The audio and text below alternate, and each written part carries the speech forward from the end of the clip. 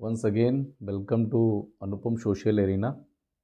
एक छोटे से गैप के बाद में आज हम लोग दोबारा से एक टॉपिक पे डिस्कशन करने जा रहे हैं which is very interesting topic and the name of topic is fundamental rights. आज हम लोग बात करेंगे फंडामेंटल राइट्स पे।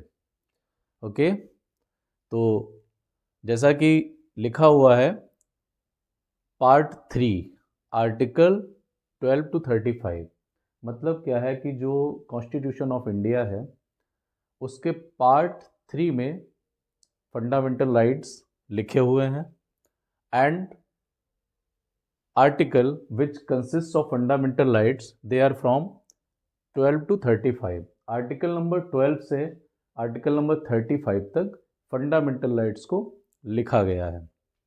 Okay, and derived inspiration from the constitution of USA. जो हमारे कॉन्स्टिट्यूशन फ्रेमर्स थे, कॉन्स्टिट्यूएंट असेंबली में जो कॉन्स्टिट्यूशन मेकर्स थे, उन्होंने idea of fundamental rights they have taken from United states of America. जो विल ऑफ राइट्स है अमेरिका के कॉन्स्टिट्यूशन में लिखा हुआ है, वहाँ से हम लोगों ने इस चीज़ को डिराइव किया हुआ है। And again part 3 of Indian constitution is also called the Magna carta of India. अब मैग्ना कार्टा ऑफ इंडिया क्या है, यानी कि मैग्ना कार्टा क्या है? Magna carta is a charter of rights in Britain.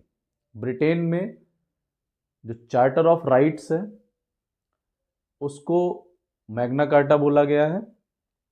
और एक टाइम होता है 1215 का, किंग जॉन वहाँ पे रूल कर रहे होते हैं। पहले तो सब जगह पे मोनार्की एग्जिस्ट किया करती थी, तो किंग जॉन से वहाँ पे एक जो बैरन्स होते हैं, बैरन्स मतलब क्या होता है कि जो नोबल पर्सन्स होते हैं ब्रिटेन में, ठीक है, एक सोशल डिवीज़न है, सोशल कैटेगरी है विच वर वेरी रिच पर्सन। तो उन लोगों ने एक प्रेशर क्रिएट किया होता है किंग जॉन पर कि भाई हमें जो है कुछ एक राइट्स चाहिए and they can never be seized by any of the person. वो कभी भी सीज भी नहीं होने चाहिए। अब बैरेंस ने प्रेशर बनाया और किंग जॉन ने मान लिया। ऐसा हुआ कैसे होगा? देखो, रिच लोग जो होते हैं, कभी भी वॉर होता है, किसी भी टाइप का बैटल होता है, तो उसमें बहुत ज़्यादा रिसोर्सेज जो है उनका लॉस हो जाता है। जो इकोनॉमिक कंडीशन होती है वो बहुत ही ज़्यादा ख़राब हो जाती है किसी भी देश की, किसी भी वॉर के टाइम पे। तो जो रिच लोग होते हैं वो उस समय हेल्प करते थे किंग की। जब हेल्प करते थे तो नो डाउट उनकी बात को कंसीडर करना पड़ेगा किंग को। तो उसने जो है वो एक राइट्स को दिया बैरन्स को, और उन राइट्स को बोला गया चार्टर ऑफ राइट्स, और उसी को बोला जाता है मैग्ना कार्टा ऑफ ब्रिटेन। ठीक है, और उसी मैग्ना कार्टा ऑफ ब्रिटेन से क्या है, विल ऑफ राइट्स को उठाया है यूनाइटेड स्टेट्स ऑफ अमेरिका ने, और विल ऑफ राइट्स को हम लोगों ने एज अ फंडामेंटल राइट अपने कॉन्स्टिट्यूशन में लिखा हुआ है। आर्टिकल है 12 to 35। Okay, now fundamental rights are guaranteed by constitution to all person without any discrimination. कहने का मतलब क्या है कि किसी भी तरह का कोई भी भेदभाव नहीं किया जाएगा, कोई भी डिस्क्रिमिनेशन नहीं किया जाएगा कि आप किस कास्ट से हैं, किस रिलीजन से हैं, किस क्रीड से हैं, ठीक है, और आपका प्लेस ऑफ बर्थ क्या है, आपके पास कितनी प्रॉपर्टी है, आप मेल हैं, फीमेल हैं, वॉट एवर यू आर, मतलब all the person will be treated equally for the fundamental rights. Next, fundamental rights uphold the equality of all individuals. वही सबको इक्वली ट्रीट किया जाएगा, कोई भी हैं आप। डिग्निटी ऑफ इंडिविजुअल्स, डिग्निटी सभी की मेंटेन रखी जाएगी। किसी को ऐसा नहीं है कि कोई हायरार्की यहाँ पे बना दी जाएगी सोशली, ऐसा कुछ नहीं होगा। Larger public interest and unity of nation. होता क्या है डेमोक्रेसी में कि जिसकी मेजॉरिटी, मतलब मेजॉरिटी ऑफ द पीपल जो बात को कहेंगे या जो उनके इंटरेस्ट होंगे, ठीक है, तो कॉन्स्टिट्यूशन या हमारे फंडामेंटल राइट्स उसको अपहोल्ड करेंगे। यूनिटी ऑफ नेशन, इसको ध्यान में रखा जाएगा। Promoting ideals of political democracy. Main चीज क्या होता है कि डेमोक्रेसी में इक्वल अपॉर्चुनिटी मिलनी चाहिए सभी को पॉलिटिक्स करने के लिए, यानी पॉलिटी में आने के लिए। तो इसका भी ध्यान रखा गया है। नाउ ओरिजिनली 7 फंडामेंटल राइट, जब हमारा कॉन्स्टिट्यूशन बना था और जब ये फोर्स में आया था on 26 of January 1950, at that time 7 fundamental rights were written in our constitution, जिसमें पहला फंडामेंटल राइट होता है right to equality, right to equality.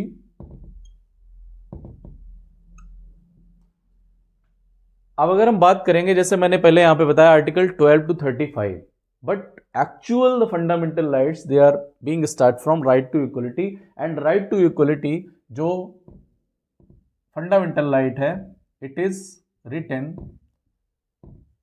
In article number 14 to 18। अगर हम बात करें राइट टू इक्वलिटी की, पहला फंडामेंटल राइट होता है ये, और ये लिखा हुआ है आर्टिकल नंबर 14 to 18 में।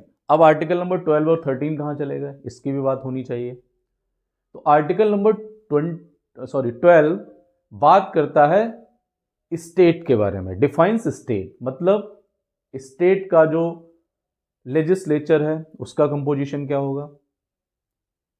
अगर हम बात करें सेंट्रल लेवल पे, तो वहां पे जो लेजिस्लेचर है, कहने का मतलब जो पार्लियामेंट है, उसका कंपोजिशन क्या होगा, उसकी बात बताता है ये। एंड आर्टिकल नंबर 13, ये बेसिकली मेन पॉइंट इसमें ये होता है कि जो सुप्रीम कोर्ट है उसके पास एक पावर होती है कि वो जो हमारा लेजिस्लेचर है, ठीक है, पार्लियामेंट है, अगर कोई भी नया रूल बनाता है, मतलब लॉ बनाता है, कोई पॉलिसी बनाता है, ठीक है, and again if it is against the basic या कोर फिलॉसफी ऑफ कॉन्स्टिट्यूशन, तो सुप्रीम कोर्ट उसको रिव्यू के लिए वापस कर सकता है। यानी कि this much power actually has been given to Supreme Court under the article number 13। और आर्टिकल नंबर 14 से 18 तक बात अभी हम लोग करेंगे क्या क्या दिया हुआ है। And second fundamental right is right to freedom, right to freedom, and right to freedom it has been explained from article number 19 to 22, ठीक है। तो 19, 20, 21 एंड 22, इसमें हम बात कर रहे होते हैं राइट टू फ्रीडम की। And third fundamental right, it is right against exploitation, right against exploitation. And ये किस किस आर्टिकल में दिया गया है, article number 23 and 24। Article number 23 and 24 describes for right against exploitation. Okay, अब आप बात करेंगे फंडामेंटल राइट नंबर 4, ठीक है। तो अब आ जाता है right to freedom of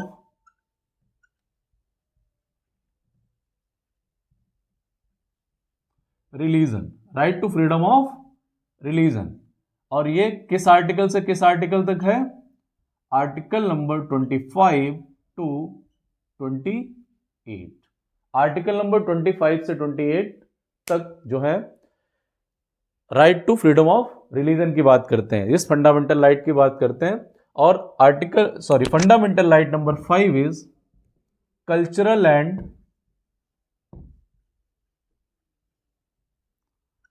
educational rights, cultural and educational rights. And ये आर्टिकल नंबर 29 एंड 30 इसमें दिए हुए हैं, ठीक है। Cultural and educational rights are given in article number 29 and 30 and 6, ठीक है। अभी मैं बात कर रहा हूं ओरिजिनली 7 फंडामेंटल राइट्स की बात कर रहा हूं। तो सिक्स फंडामेंटल राइट था राइट टू प्रॉपर्टी, और राइट टू प्रॉपर्टी ये दिया हुआ था आर्टिकल नंबर 31 में। और जो 7th फंडामेंटल राइट था वो था राइट टू कॉन्स्टिट्यूशनल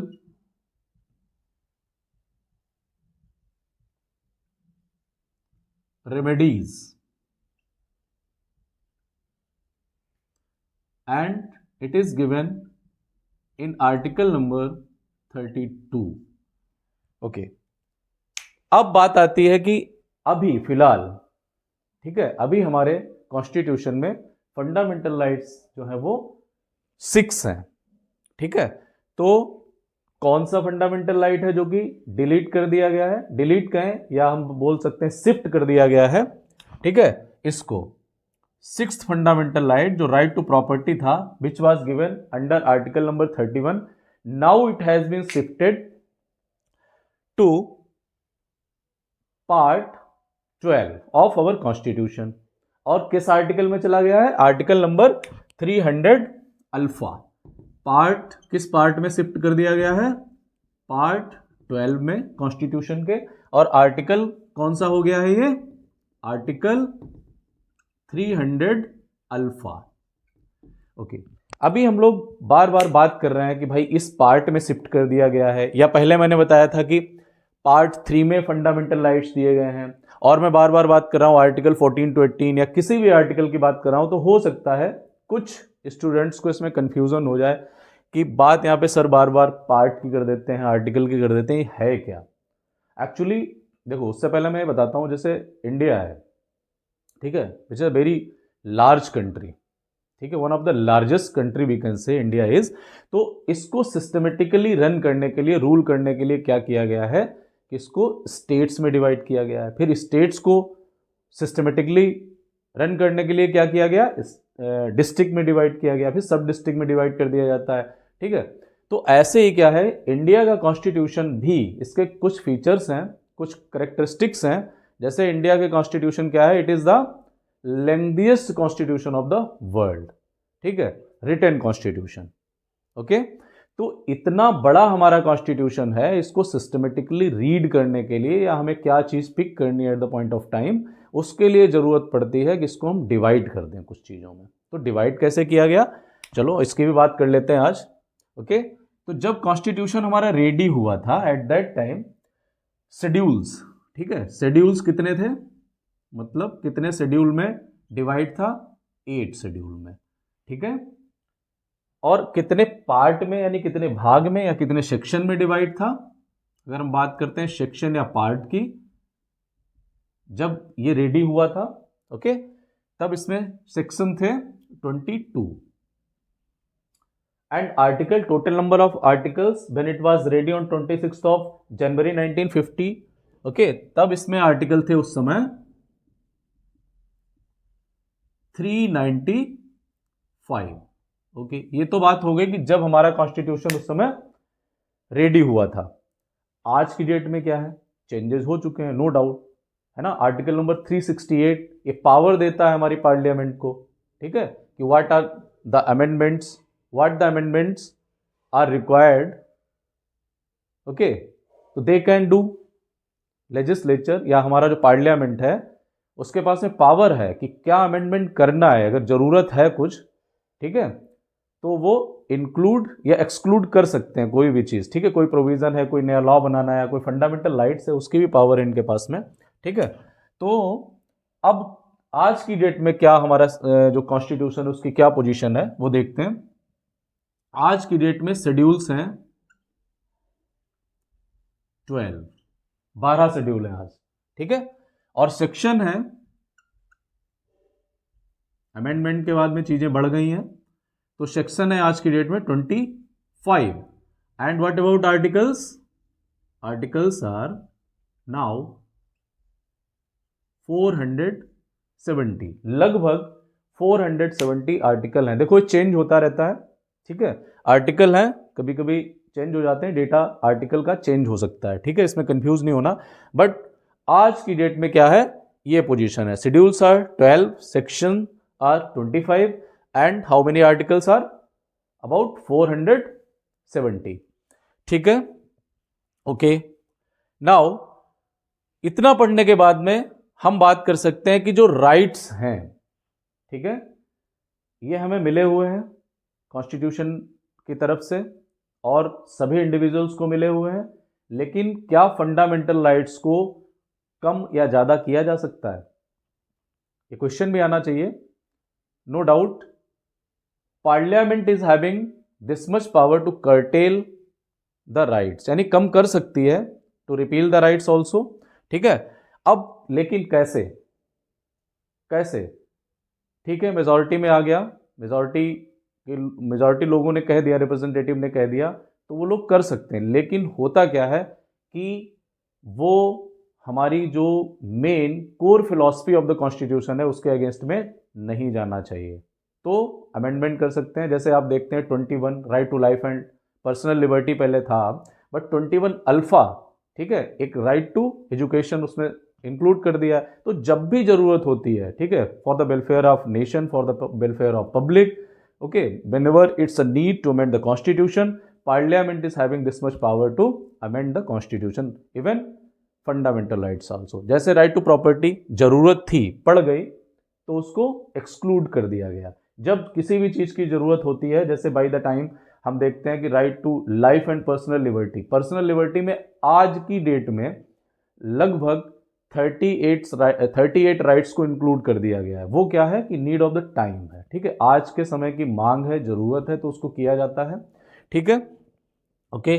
अब अगर हम बात करें fundamental right number 1, right to equality, article number 14 to 18, ठीक है, तो 14 to 32 यहां तक दिया गया है, और 12 to 35 याद रखना है, पार्ट नंबर 3 याद रखना है।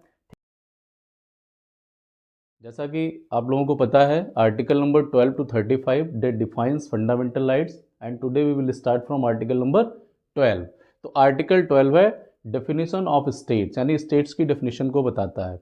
जैसे कि फंडामेंटल राइट्स को जब भी हम पढ़ेंगे तो आप देखेंगे कि स्टेट से प्रोवाइड करता है, और स्टेट्स की अथॉरिटीज़ ये हैं जो सिटीजन्स हैं उनके लिए।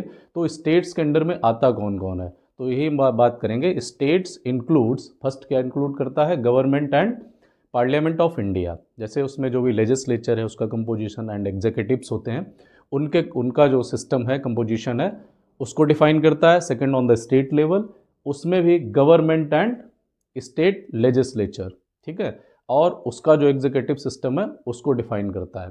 कुछ लोकल लेवल पे जैसे म्यूनिसिपैलिटीज़ हो गई, पंचायत्स हो गई, उसको भी डिफाइन करता है। और लास्ट जो होता है उसमें स्टेचुटरी कुछ ऑर्गन्स होते हैं, कुछ नॉन स्टेटरी ऑर्गन्स होते हैं, जैसे ONGC हो गया, सेल हो गया, LIC हो गया, वो भी सब स्टेट के अंडर में आते हैं।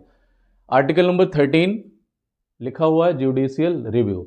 कोई भी ऐसी पॉलिसी, कोई भी ऐसा लॉ, अगर हमारा पार्लियामेंट लेजिस्लेचर कोई भी ऐसा लॉ बनाता है which is against to fundamental right या बेसिक स्ट्रक्चर ऑफ कॉन्स्टिट्यूशन, ठीक है, then it will be null and void by the judicial review of supreme court and high court.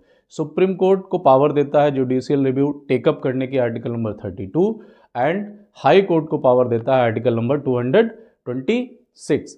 देखो, कभी कभी ये भी कहा जाता है कि constitutional amendment is not the law नहीं है, इसलिए उसको चैलेंज नहीं किया जा सकता है। लेकिन Kesavananda Bharati versus state of Kerala, जो कि बहुत ही पॉपुलर है केस, 1973 में हुआ था, ये चला था, ठीक है, तो इसमें एक फाइनल वर्डिक्ट आता है। उसमें क्या होता है कि कोई भी ऐसा लॉ नहीं बनाया जा सकता है जो कि हमारे फंडामेंटल राइट या बेसिक स्ट्रक्चर के अगेंस्ट हो, और fundamental right is a part of basic structure of Indian constitution, इसलिए उसके अगेंस्ट में कोई भी बेसिक स्ट्रक्चर के अगेंस्ट में कोई भी पार्लियामेंट लेजिस्लेचर कोई भी लॉ नहीं बना सकती है। ठीक है, नाउ फर्स्ट जो फंडामेंटल राइट की बात करें तो यहाँ से स्टार्ट हो जाते हैं। राइट टू इक्वलिटी, तो राइट टू इक्वलिटी आता है आर्टिकल नंबर 14 से लेकर के आर्टिकल नंबर 18 तक। तो पहला आर्टिकल हो गया 14, equality before law and equal protection of laws. Equality before law, ये जो टर्म है, ठीक है, वर्ड्स हैं जो इक्वलिटी बिफोर लॉ, ये हमने ब्रिटिश कॉन्स्टिट्यूशन से डिराइव किए हुए हैं, लिए हुए हैं। एंड द सेकेंड जो इक्वल प्रोटेक्शन ऑफ लॉज, ये हमने अमेरिकन कॉन्स्टिट्यूशन से लिए हुए हैं। हालांकि आर्टिकल नंबर 14 में ये पूरी लाइन है, लेकिन इसमें आप देखेंगे कि 2 क्लॉज आते हैं, ठीक है। तो पहला क्लॉज है equality before law, we have taken from British constitution, and second one is equal protection of laws, we have taken from American constitution. अब दोनों का थोड़ा सा अलग मतलब भी हो जाता है, जैसे कि इक्वलिटी बिफोर लॉ कि मतलब no man is above the law, each and every person in India will be treated equally before law, सबके लिए लॉ बराबर रहेगा, ठीक है, कोई भी लॉ से बढ़कर के नहीं होगा। और दूसरा टर्म डिफाइन करता है जो इक्वल प्रोटेक्शन ऑफ लॉज, मतलब equal treatment on equal circumstances, ठीक है। तो कोई भी किसी का भी कोई अलग से ट्रीटमेंट नहीं किया जाएगा, ठीक है, अगर आपने एक तरह की कोई गलती करी हुई है, ठीक है। तो सबके लिए लॉ यहाँ पे बराबर है। अब अगर हम बात करें थोड़ा सा AOR, AOR का मतलब क्या हो जाता है, एरिया ऑफ रेस्ट्रिक्शंस। तो कहीं कहीं पे कुछ लोगों के लिए एक्सेप्शन भी है, जैसे हम देखेंगे कि इंडिया में जो हमारे प्रेसिडेंट हैं या जो हमारे गवर्नर हैं, ठीक है, तो उनके लिए कोई भी सिविल प्रोसीडिंग्स कोर्ट में नहीं चल सकती हैं, क्रिमिनल प्रोसीडिंग्स नहीं चलाई जा सकती हैं, ठीक है, and they are not answerable to any court, वो कोई उनकी कोई जवाबदेही नहीं होती है कोर्ट के लिए, ठीक है। अब जब तक कि वो अपने कार्यकाल में होते हैं, ठीक है, टर्म ऑफ ऑफिस जब तक उनका है तब तक वो उनके लिए ये सारे एक्सेप्शंस होते हैं, ठीक है। तो नेक्स्ट हो जाता है कि हाँ सिविल हो गया एंड क्रिमिनल हो गया, एंड सेकेंड वन इज उनको अरेस्ट नहीं किया जा सकता है, ठीक है, term of office, during their term of office they will not be arrested. तो ये एक्सेप्शन हो गया इक्वलिटी बिफोर लॉ का। And next is article number 15, the state shall not discriminate against any citizen on grounds only of religion, race, caste, sex और place of birth. तो ये कुछ grounds हैं कि आप किसी को भी धर्म के आधार पर, ठीक है, रेस क्या उसकी कैसा मतलब उसका जो बनावट है, किस ग्रुप से आता है, किस कास्ट से आता है, मेल है या फीमेल है, या प्लेस ऑफ बर्थ, ठीक है, वो कहाँ पैदा हुआ है, किस घर में पैदा हुआ है, तो उसके बेस पे कोई भी स्टेट जो है वो डिस्क्रिमिनेट नहीं कर सकता है। लेकिन अभी आप इसमें देख रहे होंगे एक वर्ड लिखा हुआ है ओनली। ओनली का मतलब क्या है कि सिर्फ इन्हीं ग्राउंड्स पे, ठीक है, कोई भी भेदभाव नहीं किया जा सकता है। इसका मतलब है कि कुछ ग्राउंड्स हैं जहाँ पे स्टेट जो है वो डिस्क्रिमिनेशन कर सकता है और करेगा भी। अभी हम बात करेंगे एरिया ऑफ रेस्ट्रिक्शन के, उसमें इसको बताएंगे। एंड सेकेंड वन, इसका सेकेंड प्रोविजन क्या होता है कि कोई भी व्यक्ति यहाँ पे no one is liable, disable और restricted on the basis of these fields, ठीक है। कहाँ कहाँ पे, जैसे आप किसी भी पब्लिक पार्क का यूज़ कर रहे हैं, रेस्टोरेंट का यूज़ कर रहे हैं, रोड्स का यूज़ कर रहे हैं, पब्लिक रोड्स का यूज़ कर रहे हैं, और you are going to use the bathing place, ठीक है, बेदिंग प्लेस हो गया, टैंक्स हो गए, बेल्स हो गए, तो यहाँ पे कोई भी रेस्ट्रिक्शंस नहीं है कि आपको इस बेस पे जो है वो भेदभाव किया जाएगा, नहीं किया जाएगा, ठीक है। अगर हम बात करते हैं पहले वाले प्रोविज़न की, ठीक है, कि there will be no discrimination against, ये स्टेट के लिए लागू होता है। और दूसरा वाला प्रोविज़न है जिसमें मैंने बात करी हुई है, ठीक है, टैंक्स की, बेल्स की, और जो पब्लिक पार्क्स की, रेस्टोरेंट की, ठीक, इस ये जो है स्टेट यानी गवर्नमेंट के लिए और प्राइवेट के लिए, इंस्टीट्यूशंस के लिए, ऑर्गेनाइजेशंस के लिए ये भी लागू होता है, ठीक है। नेक्स्ट अगर हम बात करें आर्टिकल नंबर 16, चलो अभी इसका मैंने बताया था एरिया ऑफ रेस्ट्रिक्शन क्या हो जाता है, ठीक है। जैसे स्टेट जो है it can make provisions for the women, children, और अगर हम बात करें जो SEBC क्लासेस होता है उसके लिए भी स्टेट अलग से प्रोविज़न बना सकता है कि भाई ठीक है। अभी मैंने बताया था कि only of the religion, race, caste, sex और प्लेस ऑफ बर्थ, इनको छोड़ के बाकी जगह पे वो क्या कर सकता है, भेदभाव कर सकता है, डिस्क्रिमिनेशन कर सकता है। जैसे अगर special provision state can make for the children, for the women, next is for SEBC classes, for ST and SC classes, ठीक है, EWS आप देखते हैं, तो इन सब के लिए जो है वो डिस्क्रिमिनेशन किया जा सकता है, स्टेट को अथॉरिटी होती है। Next is article 16, equality of opportunity in public employment, government job के लिए इक्वल अपॉर्चुनिटी होगी, ठीक है, कोई भी सेम ग्राउंड्स पे, जैसे जो है रिलीजन, रेस, कास्ट, सेक्स और प्लेस ऑफ बर्थ, इसमें नहीं मना किया जा सकता है, गवर्नमेंट विल नॉट डिस्क्रिमिनेट, ठीक है, equal opportunity will be given to all the citizens of India, कोई भी उसमें भेदभाव नहीं किया जा सकता। सेम अगर देखा जाए तो डिस्क्रिमिनेशन होता है जैसे आप लोग देखते होंगे कि डिसेबल लोगों के लिए कुछ जब भी जॉब्स आती हैं, नोटिफिकेशन आता है तो उसमें कुछ रिज़र्व वैकेंसीज कर दी जाती हैं, विमेन के लिए भी रिज़र्व कर दी जाती हैं। अगर हम देखते हैं तो एससी और एसटी क्लास के लिए रिजर्वेशन ऑलरेडी है ही, ठीक है। 15% फॉर एससी जब कॉन्स्टिट्यूशन बना था, 7.5% फॉर एसटी क्लासेज।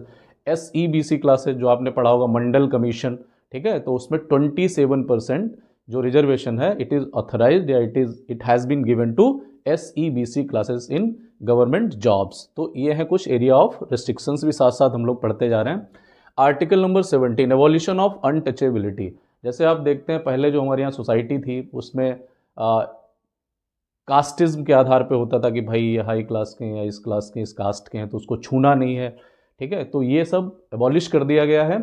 और अगर हम बात करें एवोल्यूशन ऑफ अनटचेबिलिटी की, तो it is not limited with the touching to the person. किसी को टच करना ही अनटचेबिलिटी नहीं है। अगर हम किसी को सोशली एक्सक्लूड कर रहे हैं, ठीक है, कि हमारे एरिया में नहीं रहेगा या हम इससे इतनी डिस्टेंस बना के रहेंगे, तो वो भी एक अनटचेबिलिटी के अंडर में आ जाता है, ठीक है। नाउ ये सब बंद हो चुका है, it has been abolished. Article number 18 की बात करें तो एवोल्यूशन ऑफ टाइटल्स, ठीक है, prohibits only hereditary titles of nobility. अब क्या हो चुका है, एवोल्यूशन ऑफ टाइटल्स। किसी भी टाइप का कोई भी टाइटल है वो यहाँ पे रिकॉग्नाइज नहीं किया जाएगा by the government of India. इसमें कुछ भी एक्सेप्शंस हैं, इसमें भी कुछ एक्सेप्शंस हैं। जैसे कि आप देखेंगे आर्मी के टाइटल्स हैं, दे आर रिकॉग्नाइजेबल। एंड जो एकेडमिक्स वाले होते हैं वो उनको भी रिकॉग्नाइज किया जाता है, ठीक है। जैसे आप आर्मी का है, कुछ भी लगा लिया आपने, जैसे कर्नल हो गया, कैप्टन हो गया, या कोई भी रैंक वाला आपने लगा लिया, देन दे आर रिकॉग्नाइजेबल। और अब एकेडमिक्स में बात करें तो डॉक्टर लगा लिया, ठीक है, एडवोकेट लगा लिया, तो इसको भी रिकॉग्नाइज किया जाता है। और अगर हम बात करते हैं कि जो हमारे अवार्ड्स होते हैं, जैसे हमें मिला है कि भारत रत्न मिला हुआ है, ठीक है, या हमें मिला है पद्म भूषण, पद्म विभूषण, ठीक है, तो ये सब भी रिकॉग्नाइजेबल हैं, इनको भी रिकॉग्नाइज किया जाता है, ठीक है। वो उसके अंडर में नहीं आते हैं, वो जो नॉबलिटीज़ के जो टाइटल्स हैं उसके अंडर में नहीं आते हैं, भारत रत्न वगैरह हैं, तो इनको रिकॉग्नाइज किया जाता है, ठीक है। सेकंड है जो फंडामेंटल राइट है वो है right to freedom, which comes under article 19 to 22। ये 19 से और 22 तक आता है। तो इसमें हम पहला आर्टिकल देखते हैं, आर्टिकल नंबर 19। ये बात करता है 6 ग्राउंड्स पे, protection of 6 rights regarding freedom of speech and expression, ठीक है। Being a citizen of India, India है क्या है, एक डेमोक्रेटिक कंट्री है, and in a democratic country it is actually basic requirement कि हमें स्पीच एंड एक्सप्रेशन का राइट मिलना चाहिए। तो मिला हुआ है, लेकिन इसमें क्या होता है कि हम अपनी जो मोरल ग्राउंड है उसको ध्यान में रखना पड़ता है, और हमारे यहाँ पे कोई पब्लिक डिसऑर्डर ना हो इस वे में हमें बात करनी पड़ती है। आप किसी को डिफेम भी नहीं कर सकते हैं, आपको फ्रीडम है, but you can not defame any of the person. मतलब अगर हम बहुत ही थॉरोली बात करें फंडामेंटल राइट्स की, तो फंडामेंटल राइट्स तो मिले हुए हैं हम लोगों को, लेकिन जब तक मिले हुए हैं, जब तक आप किसी दूसरे व्यक्ति के फंडामेंटल राइट्स को इनक्रोच करने नहीं जा रहे हो, ठीक है, तब तक आपके फंडामेंटल राइट्स आपके लिए सुरक्षित हैं, ठीक है। तो नेक्स्ट है असेंबली। आप कहीं पे भी अपना लोगों को की गैदरिंग कर सकते हो, but it should be in a peaceful manner, ठीक है, विदाउट आर्म्स एंड अम्निशन, ऐसा कुछ आपके साथ में नहीं होना चाहिए। And third point is association, ठीक है, you can form associations, unions. जैसे आप देखते हैं बहुत सारी हमारे सोसाइटी में लोग अलग अलग टाइप की अपनी रिक्वायरमेंट के हिसाब से बहुत छोटे छोटे ऑर्गेनाइजेशंस बना लेते हैं to raise their voice in front of government, ठीक है, उसकी डिमांड के लिए भी आप कर सकते हो। मूवमेंट, ठीक है, आपको फ्रीडम मिली हुई है कि आप किसी भी एक स्थान से दूसरे स्थान में इंडिया में आप मूव कर सकते हो। इसमें एक रिस्ट्रिक्शन है, जैसे कि आप शेड्यूल्ड ट्राइब्स के some specific areas are there where you can not move freely, है ना, दे आर रेस्ट्रिक्टेड। तो वहाँ पे आपको स्पेशल परमिशन चाहिए होती है गवर्नमेंट की अगर आप जाना चाहते हैं वहाँ पे। तो नेक्स्ट है रेजिडेंस, मतलब आप कहीं पे भी घर बना सकते हो, रह सकते हो। आजकल तो नहीं है, जैसे आर्टिकल 370 रिमूव हो गया है, उससे पहले जम्मू एंड कश्मीर था, वहाँ पे आप नहीं रह सकते थे। कुछ एरियाज़ और हैं नॉर्थ ईस्ट साइड में, वहाँ पे भी आप ऐसे घर नहीं बना सकते हो। और कुछ ट्राइबल कम्युनिटीज़ के जो एरियाज़ होते हैं वो तो रेस्ट्रिक्टेड हैं ही हैं, ठीक है, उनका कल्चर, उनका ट्रेडिशन कुछ डिफरेंट टाइप का होता है, that's why it is restricted. Profession आपकी मर्जी है, आप जो चाहें वो प्रोफेशन अडॉप्ट कर सकते हैं, ठीक है, ऐसा कोई रिस्ट्रिक्शन नहीं है। पहले क्या होता था कि भाई वो जो कास्ट के हिसाब से लोग अपने अपने प्रोफेशन को चूज़ किया करते थे या उसको अलाउ होता था, लेकिन आज की डेट में ठीक है, अगर कोई कारपेंटर है, उसका बेटा यूपीएससी करना चाहता है, वो यूपीएससी कर सकता है और वो आईएएस बन सकता है, आईपीएस बन सकता है, कोई रेस्ट्रिक्शन नहीं है। लेकिन इसमें भी अगर देखा जाए तो थोड़ा सा एरिया ऑफ रेस्ट्रिक्शन है, जैसे कि आपको अगर कोई प्रोफेशन करना है तो भाई ऐसे नहीं कर सकते, उसके लिए कुछ क्वालिफिकेशन चाहिए होती है, तो वो क्वालिफिकेशन आपको पूरी करनी पड़ेगी, तभी आप उस प्रोफेशन को चूज कर सकते हो। ठीक है, आर्टिकल नंबर 20 बताता है protection respect of conviction for offences. देखो ये थोड़ा सा सेंटेंस थोड़ा सा टिपिकल लग रहा है, लेकिन अगर हम इसको देखते हैं तीन प्रोविजंस में, अगर हम इसको देखेंगे तो हमारे लिए बहुत इजी हो जाएगा समझने में। इसमें पहला पॉइंट क्या, नो एक्स पोस्ट फैक्टो। इसका मतलब क्या होता है, नेक्स्ट है no double jeopardy, no self incrimination. No ex post facto जैसे होता क्या है कि जब आपने कोई क्राइम किया हुआ है, ठीक है, सपोज, और वो प्रोसीडिंग कोर्ट में चल रही है, 5 साल 10 साल या 20 साल बाद में अगर कोई जजमेंट आता है, तो आपको पनिशमेंट वो मिलेगा जिस समय आपने वो गलती करी थी, है ना। 10 साल पहले क्या लिखा था कॉन्स्टिट्यूशन में, या क्या उसका मतलब हो सकता है आपको पनिशमेंट मिल सकता है, जो पहले लिखा था उसी हिसाब से आपको मिलेगा। 10 साल पहले की गलती है तो 10 साल वाले प्रोविजन के अकॉर्डिंग आपको पनिशमेंट मिलेगा। ठीक है, नो डबल जियोपार्डी, इसका मतलब क्या हो गया कि एक बार, एक गलती की एक बार सजा मिलती है। ठीक है, ऐसा नहीं है कि आपने कोई ऐसा क्राइम केस किया हुआ है, आप गए, सपोज आपको अरेस्ट कर लिया गया, आप जेल में भी रह के आ गए और फिर बाहर आते पुलिस फिर आपको पकड़ ले, ऐसा नहीं हो सकता है। ठीक है, okay. And third one is no self incrimination. कोई भी एग्जीक्यूटिव्स या कोई भी ऐसी बॉडी आपको इसके लिए कंपेल नहीं कर सकती है कि आप अपने खिलाफ खुद गवाह बन जाओ। ठीक है, तो इसका मतलब ये हो गया। तो ये तीन प्रोविजन है इसमें आर्टिकल नंबर 20 में। अब हम बात करते हैं article number 21, protection of life and personal liberty. ठीक है, तो ये हमारा फंडामेंटल राइट है कि protection of life and personal liberty. देखो फंडामेंटल राइट्स तो मिले हुए हैं, लेकिन आप देखते हैं कि कहीं ना कहीं कभी ना कभी एरिया ऑफ रेस्ट्रिक्शंस भी थोड़े बहुत लगे होते हैं। ठीक है, तो ये protection of life and personal liberty ये मिला हुआ है हमें एग्जीक्यूटिव्स के लिए। ठीक है, एग्जीक्यूटिव बॉडी है, अगर वो कुछ ऐसा कर रहे हैं तो हमें उसके अगेंस्ट में एक्शन हम लोग भी ले सकते हैं।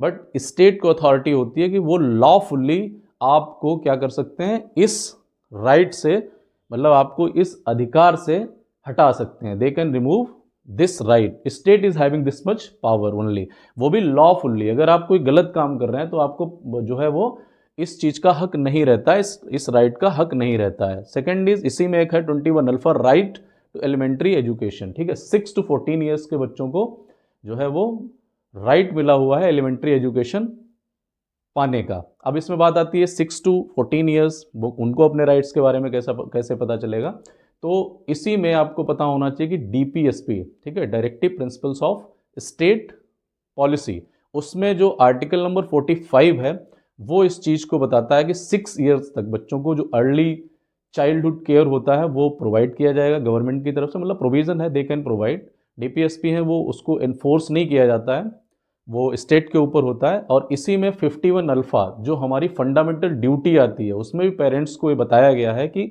आपकी ये ड्यूटी है कि आप अपने बच्चों को जो है 6 to 14 ईयर के बच्चों को एलिमेंट्री एजुकेशन 100% आपको दिलवानी है। ठीक है, तो ये भी एक फंडामेंटल राइट हो गया। इसमें राइट टू फ्रीडम में जो लास्ट है article, it is article 22, protection against arrest and detention in certain cases.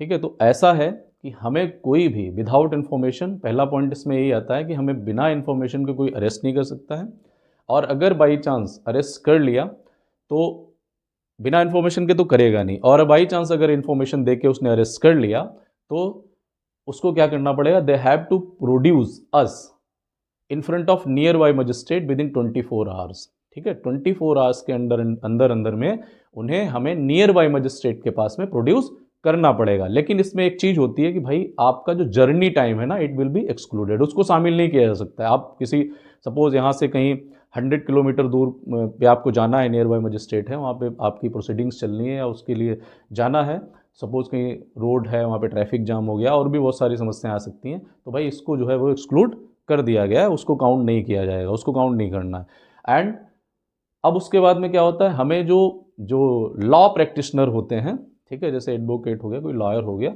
उसको भी हम लोग कंसल्ट, जो भी हम लोग मतलब जो भी है जिसको भी अरेस्ट किया गया है वो कंसल्ट कर सकता है, उसको ये राइट मिला हुआ है। ठीक है। अब एक चीज़ आती है इसमें, एक प्रिवेंटिव डिटेंशन। जो प्रिवेंटिव डिटेंशन का मतलब क्या होता है कि सपोज कोई ऐसा सस्पेक्टेड पर्सन है, ठीक है, जिसको लगता है कि इसके किसी भी एक्शन से सोसाइटी में थोड़ा बहुत कुछ गड़बड़ होने के चांसेस हैं, तो उसको प्रिवेंटिव डिटेंशन के अंडर में उसको बंद कर दिया जाता है कुछ दिनों के लिए। लेकिन इसके लिए जो है वो ये कॉन्स्टिट्यूशन में लिखा है कि उसको 3 महीने से ज़्यादा जो है वो अरेस्ट मतलब इम्प्रिजनमेंट नहीं किया जा सकता, उसको रिलीज़ करना पड़ेगा। या तो जो एडवाइजरी बॉडी होती है वो उसको बिल्कुल बताएगी, उसके ऊपर पूरा मतलब ना डीपली उसके बारे में बताएगी कि भाई ठीक है इसने इतना ज़्यादा सीवियर क्राइम किया हुआ है, तो उसमें जजेस होते हैं वो हाई कोर्ट के होते हैं एडवाइजरी कमेटी में, और वो बताते हैं कि नहीं इसका जो है टाइम जो है वो बढ़ा देना चाहिए 3 मंथ से ज़्यादा, तब उसको अरेस्ट करके रखा जाएगा। अदरवाइज़ उसको 3 महीने से ज़्यादा अरेस्ट नहीं किया जा सकता, उसको नहीं जो है जेल में रखा जा सकता है। तो यहाँ तक हम लोगों ने देखा राइट टू फ्रीडम, आर्टिकल था 19 to 22। ठीक है। In previous videos we have seen 2 fundamental rights. First was right to equality and second is right to freedom. ये 2 fundamental rights हम लोग कवर कर चुके हैं, और आज हम लोग स्टार्ट करेंगे fundamental right number 3 which is right against exploitation. ठीक है।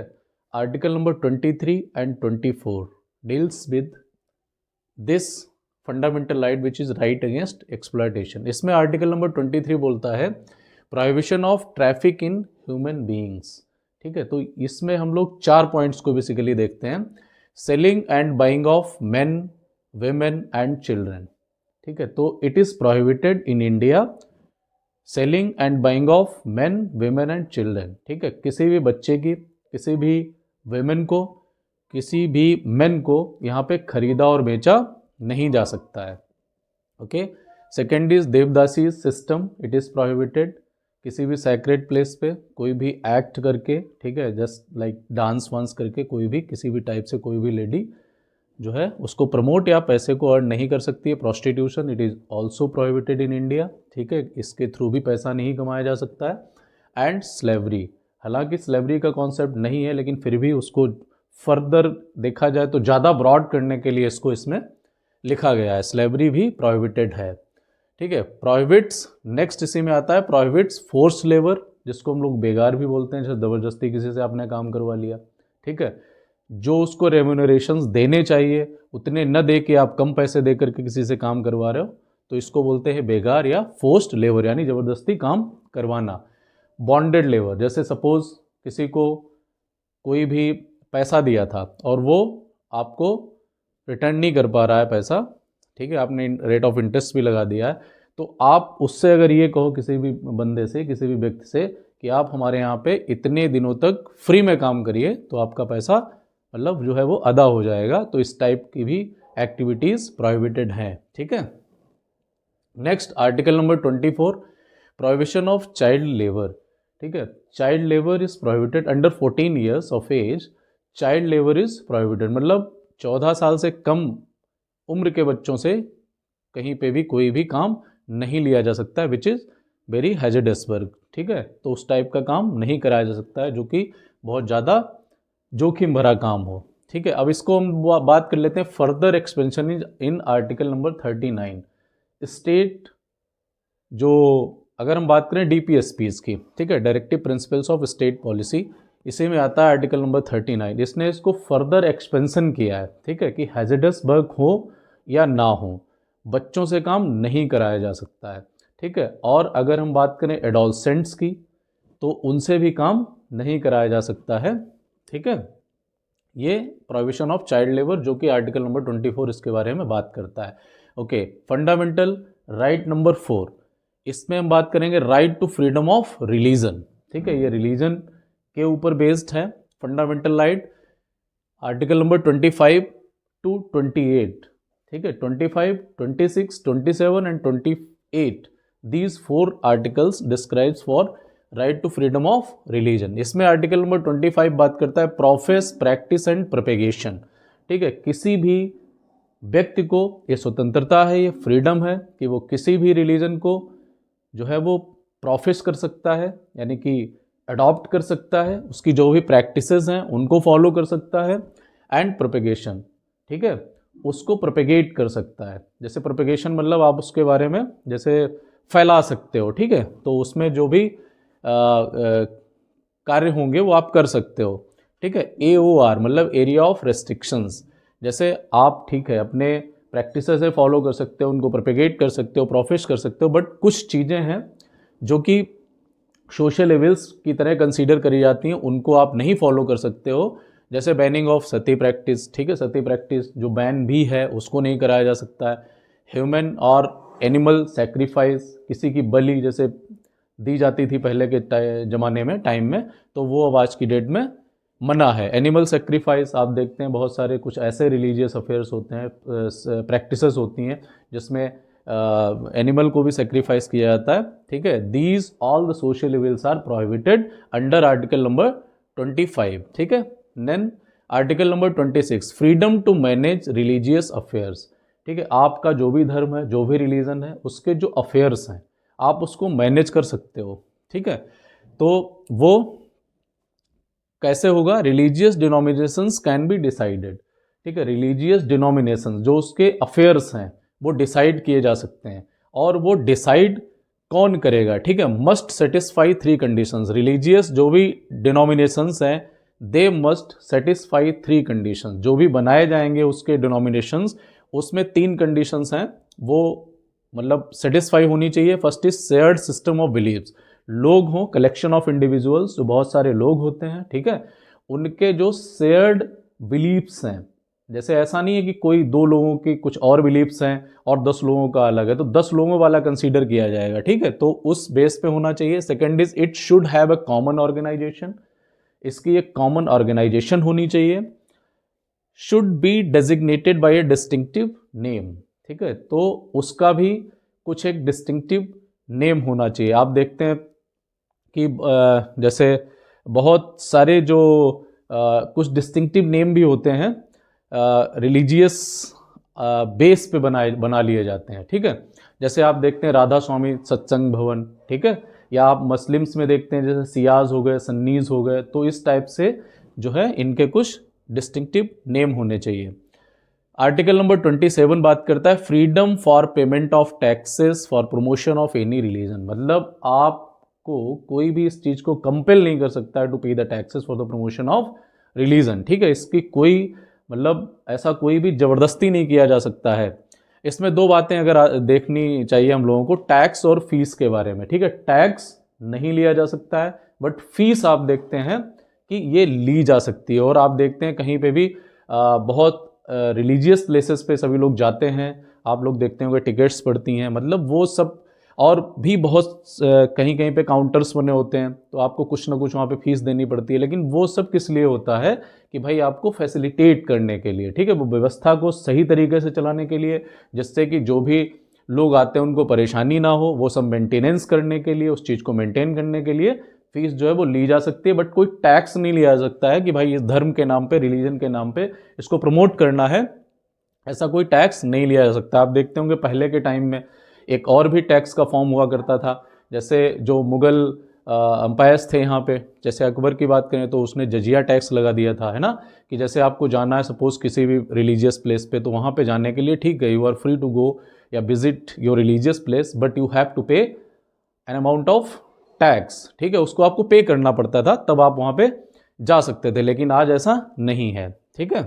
Next is article number 28 freedom from attending religious instructions और worship in certain educational institutions, आपको इस चीज़ की भी फ्रीडम है कि आप कुछ सर्टेन एजुकेशनल इंस्टीट्यूशंस हैं वहाँ आपको इस चीज़ की फ्रीडम है कि भाई आप जो हैं वो रिलीजियस इंस्ट्रक्शंस या वहाँ की जो वर्शिप है उसको आप अटेंड करें या ना करें, okay, it will depend on you. 4 types of institutions की बात करता है, क्योंकि यहाँ पे आपने देखा है लिखा हुआ सर्टेन एजुकेशनल इंस्टीट्यूशंस, ठीक है, तो 4 टाइप्स ऑफ इंस्टीट्यूशंस की बात हो रही है। First is Holi maintained by state, ठीक है, जो कि पूरी तरीके से किसके थ्रू मेंटेन किए जा रहे हैं? स्टेट के थ्रू मेंटेन किए जा रहे हैं, ठीक है, कंप्लीटली प्रोहिबिटेड, मतलब किसी भी टाइप के रिलीजियस इंस्ट्रक्शंस, किसी भी टाइप के रिलीजियस वर्शिप कंप्लीटली प्रोहिबिटेड है, ठीक है। ओके, जैसे एग्जांपल क्या, आईआईटीज वगैरह हो गए, they are being maintained by state only. Second क्या है, second type of institution is administered by state but established by trust. किसी ट्रस्ट ने उसे पहले एस्टेब्लिश किया था, but now it is being maintained by state, अब उसे गवर्नमेंट मेंटेन कर रही है। ठीक है, जैसे आप देखते होंगे TISS, Tata institute of social science, ठीक है, यहाँ पे परमिटेड है, religious instructions and worship is permitted in such type of institutions. Third is recognised by state, जिसको स्टेट ने रिकॉग्नाइज कर दिया है, ठीक है, भाई मान्यता प्राप्त है स्टेट से, तो उसमें भी क्या है, परमिटेड ऑन वॉलेंटरी बेसिस, जरूरी नहीं है कि वहां पे हो, बट वॉलेंटरी बेसिस पे की जा सकती हैं, ये सब प्रैक्टिसेस फॉलो की जा सकती हैं। ठीक है भाई, रिलीजियस इंस्ट्रक्शंस एंड वर्शिप के बारे में बात कर रहा हूं मैं। Fourth type of institution is receiving aid from state. ठीक है, जैसे किसी ने कोई अपना इंस्टीट्यूट ओपन किया, ठीक है, कुछ दिनों तक बहुत अच्छा वहाँ का सिस्टम चल रहा है, तो गवर्नमेंट जो है उसको क्या कर देती है, कुछ ऐड, मतलब जो मॉनेटरी जो ऐड होती है वो गवर्नमेंट देने लगती है। ठीक है, तो वहाँ पे भी क्या होता है, परमिटेड ऑन वॉलेंटरी बेसिस। तो आपने देखा होगा कि जो इंस्टीट्यूशंस हैं which are wholly maintained by government, ठीक है, तो वहाँ पे कंप्लीटली प्रोहिबिटेड होता है religious instructions and worship, but in other form of institute actually it is permitted. ठीक है, अब बात आती है कि परमिटेड है, लेकिन ये इंडिविजुअल के ऊपर डिपेंड करता है कि वो चाहे तो उसको फॉलो करे, अटेंड करे या ना करे। ठीक है, इन केस ऑफ माइनॉरिटीज़ अगर हम बात करें, जैसे बहुत बच्चे होते हैं, जैसे कॉन्वेंट स्कूल में पढ़ने जाते हैं, आप देखते हैं मिशनरीज़ में पढ़ने जाते हैं, तो वहाँ पे क्या होता है, इंग्लिश प्रेयर होती है, या और भी जो माइनॉरिटीज़ के जो इस्टेब्लिश्ड स्कूल होते हैं या इंस्टीट्यूशंस होते हैं, तो मैं माइनॉरिटीज़ की बात बताने वाला हूँ, तो वहाँ पे छोटे बच्चों के बारे में कौन डिसाइड करेगा, उनके पेरेंट्स डिसाइड करेंगे कि भाई वो उस चीज़ में बच्चा मेरा इन्वॉल्व होगा या नहीं होगा। ठीक है, तो अभी हम लोगों ने आज की क्लास में देखा है fundamental right number 3 right against exploitation, and fundamental right number 4 right to freedom of religion, and इसके बाद में हम लोग बात करेंगे कल्चरल एंड एजुकेशनल राइट्स की। ठीक है, जो कि फंडामेंटल राइट नंबर 5 होने वाला है, और फंडामेंटल राइट नंबर 6 होगा राइट टू कॉन्स्टिट्यूशनल रेमेडीज, इसको हम नेक्स्ट क्लास में करेंगे। ठीक है, तो ओके, तो एक बहुत ही इंपॉर्टेंट पॉइंट रह गया था इसमें, जिस पे डिस्कशन होना बहुत ही ज़रूरी हो जाता है actually under this fundamental right against exploitation. जब हम लोगों ने बात करी थी कि प्रोहिबिट्स फोर्स लेबर, ठीक है, बेगार या बॉन्डेड लेबर, इसके लिए परमिशन नहीं है, लेकिन कुछ स्पेशल केसेस में, जैसे AOR एरिया ऑफ रेस्ट्रिक्शन के बारे में बात करनी थी मुझे, कि कुछ स्पेशल केसेस हैं जहाँ पे फोर्स्ड लेबर जो है वो लागू हो जाता है, it is permitted but through state. ठीक है, स्टेट जो है वो फोर्स्ड लेबर किसी भी अपने सिटीजन से ले सकती है। जैसे वो केसेस कौन कौन से हो सकते हैं, ड्यूरिंग वॉर, अगर वॉर हो रहा है और बहुत ज़्यादा लॉस हो रहा है, तो उस समय आपको आर्मी में रिक्रूट किया जा सकता है। ठीक है, वो भी ज़बरदस्ती किया जा सकता है, वहाँ पे बहुत ज़्यादा ज़रूरत है, क्योंकि उस समय हमारे देश के ऊपर बहुत ही ज़्यादा संकट आया हुआ है। ठीक है, तो उस समय फोर्स रिक्रूटमेंट किया जा सकता है, और हो सकता है कि उसके लिए रेम्यूनरेशंस भी ना दिए जाएं, यानी कि कोई भी पेमेंट, कोई भी सैलरी, कोई भी पैसे ना दिए जाएं। ठीक है, लेकिन वो होता क्या है, उसके लिए भी एक चीज़ लागू होती है कि वहाँ पे भी कोई डिस्क्रिमिनेशन नहीं किया जाएगा, ना कोई रिलीजन वाला होगा, ना कोई सेक्स, ना कोई कास्ट, ना कोई रेशियल डिस्क्रिमिनेशन होगा, इस टाइप का कोई भी डिस्क्रिमिनेशन नहीं होगा। और भी एक कंडीशन हो सकती है कि जब भी हो सकता है कुछ डॉक्टर्स वजह मेडिकल जो सर्विसेज होती हैं, वो भी इमरजेंसी केसेस में उनको भी बुलाया जा सकता है, उनसे भी काम लिया जा सकता है, और हो सकता है कि उन्हें भी उस समय रेम्यूनरेशंस ना दे पाए जाएं, ठीक है, बाय द गवर्नमेंट। तो कुछ स्पेशल केस को छोड़ के बाकी कहीं पे भी ये फोर्स्ड लेबर या बॉन्डेड लेबर लागू नहीं होता है। Now it is prohibited except these some special cases. अभी तक हम लोगों ने बात की हुई है अप टू आर्टिकल नंबर 28, ठीक है, जो कि बात करता है right to freedom of religion की। तो आज स्टार्ट करेंगे fundamental right number 4 which is cultural and educational rights, और इसके बारे में बात करते हैं article number 29 and article number 30। तो फर्स्ट है article number 29, protection of language, script and culture of minorities. Actually article number 29 and 30 specifically they have given to minorities. तो ये बात माइनॉरिटीज़ की करते हैं। तो language, script and culture of minorities, इसके बारे में बात करते हैं। They can conserve, they have this much right, religious minorities की भी बात होती है और लिंग्विस्टिक माइनॉरिटीज़ की भी बात होती है, ठीक है, क्योंकि कुछ स्टेट्स ऐसे जैसे पंजाब हो गया तो वहाँ सिख हैं, they are in majority, and rest other जो रिलीजियस ग्रुप्स हैं दे आर इन माइनॉरिटी, ठीक है। तो इस टाइप से आप बहुत सारे एग्जांपल देख सकते हो जहाँ पे कुछ सर्टेन जो रिलीजियस ग्रुप्स हैं वो माइनॉरिटीज़ में आ जाते हैं, ठीक है। तो और इसमें क्या होता है कि कोई भी स्टेट है ना, कोई भी institution which is administered by state और getting the fund from state, ठीक है, या एड फ्रॉम स्टेट, अगर कोई भी इंस्टीट्यूट ऐसा है जहाँ पे वो फुल्ली एडमिनिस्टर किया जा रहा है स्टेट के द्वारा या फिर स्टेट उसे कुछ फंड वगैरह प्रोवाइड करता है, तो वो भी इंस्टीट्यूट किसी को भी on the basis of their religion, their race, their caste, ठीक है, किसी को भी डिनाई नहीं कर सकते हैं फॉर द एडमिशन, ठीक है। तो यहाँ तक बात हो गई। अब हम लोग बात करेंगे article number 30, right to minorities to establish and administer educational institutions, ठीक है। तो जो आर्टिकल नंबर 30 है ये फंडामेंटल राइट्स जो है ये बात करता है राइट ऑफ माइनॉरिटीज़, ठीक है, माइनॉरिटीज़ को राइट्स हैं कि they can establish and administer there educational institutions. जैसे आप एग्जांपल में देख लेते हैं अलीगढ़ मुस्लिम यूनिवर्सिटी, ठीक है, तो वो माइनॉरिटीज़ के लिए उसको जो भी फंड्स वगैरह हैं, जो एड वगैरह है वो स्टेट प्रोवाइड करवाता है, ठीक है। आप देखते हैं जो मिशनरीज़ के भी बहुत सारे स्कूल चल रहे होते हैं तो वो इसी बेस पे उनको क्या है, एक सेफ गार्ड है ये आर्टिकल उनके लिए, ठीक है। और बाई चांस अगर उसको स्टेट एक्वायर भी करता है तो उसको कंपनसेशन दिया जाएगा, state can not deny to provide the compensation, ठीक है, if state is going to acquire the property of minorities institutions, ठीक है। और उसके लिए भी जो एक बेसिक तरीका होता है कि गवर्नमेंट जो है उसको एड प्रोवाइड करेगी, मतलब कुछ मॉनेटरी फंड वगैरह प्रोवाइड करेगी, तो उसके लिए भी स्टेट जो है वो डिनाई नहीं कर सकता है कि भाई आप माइनॉरिटीज़ में हो, आपको इस टाइप की फैसिलिटी नहीं दी जाएगी, है ना। तो बेसिकली कहने का मतलब क्या होता है कि जो आर्टिकल नंबर 29 और 30 है ये माइनॉरिटीज़ की बात करता है, ठीक है। नेक्स्ट है article number 31, right to property. We all know it has been deleted, it has been shifted. अब ये जैसे 44th कॉन्स्टिट्यूशनल अमेंडमेंट 1978 में इसको क्या किया गया था कि फंडामेंटल राइट से हटाकर एक लीगल राइट बना दिया गया था, और ये हमारे कॉन्स्टिट्यूशन के पार्ट नंबर 12 में, यानी पार्ट 12 में आर्टिकल नंबर 300 अल्फा में शिफ्ट कर दिया गया। इसको हम लोग पहले भी बात कर चुके हैं, ठीक है। नेक्स्ट आता है article number 32, right to move the supreme court for the enforcement of fundamental right. तो होता क्या है कि इसी को डॉक्टर BR अम्बेडकर जी ने कहा है ना, the heart and soul of our constitution. ये फंडामेंटल राइट ऐसा है जो हमारे कॉन्स्टिट्यूशन का हार्ट भी है और सोल भी है, क्योंकि फंडामेंटल राइट है, ठीक है भाई, लिख दिए गए, ठीक है, लेकिन कौन इसको सेव करने की बात करेगा, कौन हमें प्रोटेक्ट करने की बात करेगा अगर कोई हमारे फंडामेंटल राइट्स का वायलेशन करता है। तो ये वाला फंडामेंटल राइट जो है आर्टिकल नंबर 32, ये हमें प्रोटेक्शन देता है to safeguard all other fundamental rights, है ना, to protect all other fundamental rights. तो उसको बचाने की बात करता है आर्टिकल नंबर 32। ये लोगों को ये पावर देता है, they can approach directly to Supreme court and high Court. और सुप्रीम कोर्ट को आर्टिकल नंबर 32 के अंडर में ये पावर है कि 5 टाइप्स की जो रिट्स हैं वो सुप्रीम कोर्ट क्या कर सकता है, उसको दे सकता है, ठीक है।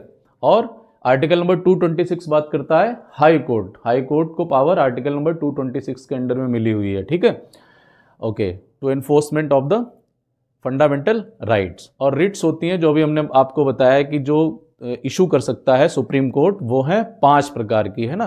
पहली है हैबियस कॉर्पस, जिसको हम लोग बोलते हैं बंदी प्रत्यक्षीकरण, to have the body of, मतलब वो ये इस टाइप की रिट मतलब इशू कर सकता है किसी भी पब्लिक अथॉरिटी को या प्राइवेट अथॉरिटी को, अगर किसी ने किसी को बंदी बनाया हुआ है, ठीक है, कि भाई बॉडी लेके आओ मेरे सामने, इसको प्रस्तुत करो, पेश करो, ठीक है। अगर किसी ने जो है वो लीगली उसको डिटेन किया है तो कोई बात नहीं, अगर इलीगली किया हुआ है तो उसको जो है वो छुड़वाने का काम किया जाता है सुप्रीम कोर्ट के द्वारा। मैंडेमस परमादेश, वी कमांड, अगर कोई ऐसी अथॉरिटी है, कोई ऐसा एडमिनिस्ट्रेशन है जो अपना काम करने में मतलब जो है प्रॉपरली अपना काम नहीं कर रहा है, तो यहाँ पे सुप्रीम कोर्ट बोलता है कि भैया अब हम कमांड करेंगे, ठीक है, हम उसमें अब आगे के प्रोसीडिंग्स हम करेंगे।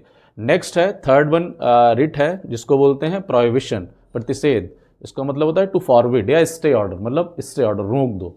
ठीक है। अगर कोई भी सिटीजन है वो अपने लोअर कोर्ट से सेटिस्फाइड नहीं है कि भाई मेरी प्रोसीडिंग्स हैं वो हमारे हिसाब से का मतलब नहीं होता कि भाई ठीक है लीगली वहाँ पे प्रोसीडिंग नहीं हो रही हैं, तो वो सुप्रीम कोर्ट में सीधे जो है अपनी याचिका लगा सकता है और सुप्रीम कोर्ट क्या करेगा, उसको स्टे ऑर्डर बना देगा कि भाई ठीक है अब ये सारी प्रोसीडिंग्स मेरे पास में चलेंगी, ठीक है, अब तुम्हारा काम खत्म और हम इसको अब आगे काम करेंगे, ठीक है।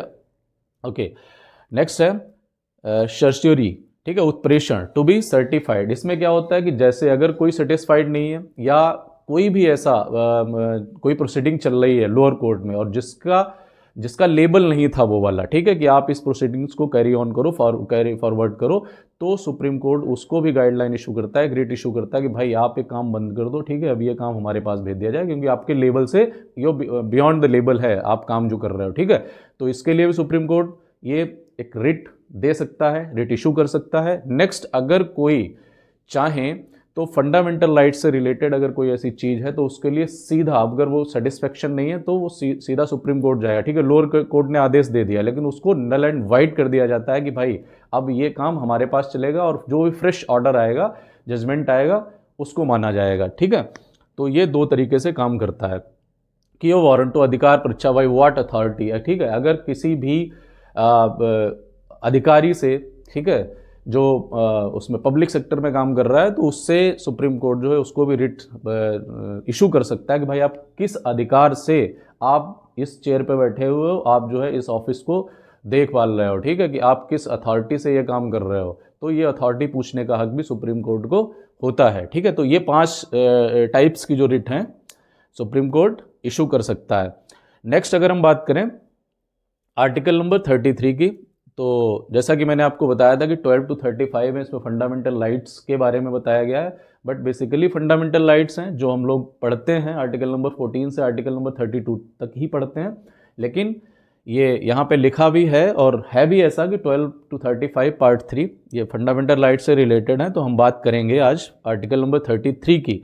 Armed forces and fundamental rights की बात करता है आर्टिकल नंबर 33 कि भाई आर्म्ड फोर्सेस है ना, parliament is having this much power to restrict the fundamental rights for armed forces personnels, ठीक है, उनके लिए रिस्ट्रिक्शन जो है वो किया जा सकता है और पार्लियामेंट उसके ऊपर लॉ बना सकती है, ठीक है। जैसे आर्मी एक्ट 1950 हो गया, नेवी एक्ट 1950 हो गया, एयरफोर्स एक्ट 1950 हो गया, ठीक है।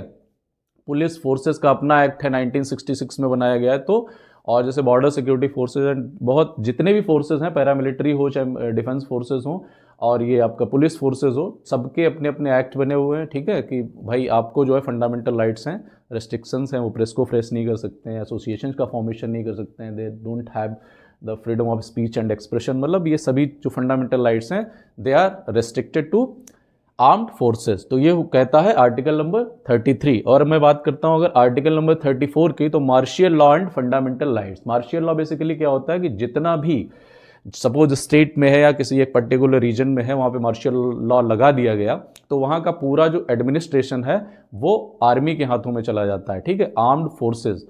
तो ये जैसे मार्शियल लॉ का डिस्कशन, मार्शियल लॉ वर्ड नहीं है हमारे यहाँ पे, मिलिट्री रूल है, कॉन्स्टिट्यूशन में लिखा हुआ। तो मिलिट्री रूल का मतलब मार्शियल लॉ या मिलिट्री रूल एक ही चीज़ होती है। तो मिलिट्री रूल वहाँ पे लागू हो जाता है, ठीक है। तो सिविल जो ऑफिसर्स होते हैं वो उस एडमिनिस्ट्रेशन को नहीं देखते हैं, सब कुछ आर्मी के हाथों में चला जाता है। तो यहाँ पे भी जो है फंडामेंटल राइट्स हैं वो क्या हो जाते हैं, रेस्ट्रिक्ट हो जाते हैं, ठीक है। आर्टिकल नंबर 35 की बात करते हैं। Gives the parliament the power to make laws that are necessary to implement fundamental rights, ठीक है।